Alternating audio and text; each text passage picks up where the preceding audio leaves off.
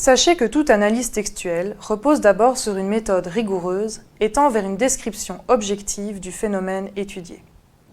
Dans le cadre de ce cours, nous avons volontairement choisi d'utiliser l'étiquette d'analyse textuelle plutôt qu'à essayer de positionner ce type d'approche en fonction de la catégorisation, très discutable, des analyses dites qualitatives ou quantitatives. S'intéresser à l'analyse textuelle, c'est s'intéresser à un domaine comprenant des courants théoriques et des types d'approches variés. Ce qui explique notamment le foisonnement d'outils informatiques auxquels peut potentiellement recourir un étudiant. Afin d'y voir plus clair, plusieurs chercheurs ont tenté de caractériser et d'effectuer des classements de ces outils.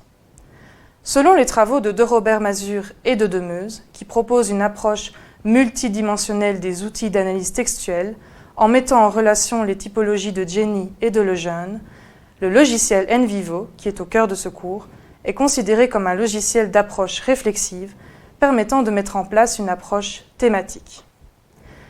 Que désignent plus précisément ces termes? Les outils d'approche réflexive, selon Lejeune, décrivent des logiciels peu automatisés. Cela signifie grosso modo qu'aucune analyse automatique basée sur un quelconque algorithme ou dictionnaire ne sera réalisée automatiquement. Il faut plutôt concevoir ce type d'outil comme une interface qui assiste l'analyste dans sa démarche.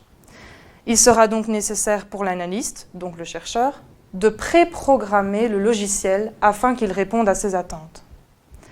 L'approche thématique, quant à elle, désigne l'analyse du contenu d'un document par le biais, dans ce cas-ci, d'un découpage du texte selon des unités de sens. Cette approche par laquelle l'analyste associe donc un code à chaque unité du texte, en fonction de son contenu, invite ce dernier à limiter tout recours à l'intuition ou à la subjectivité.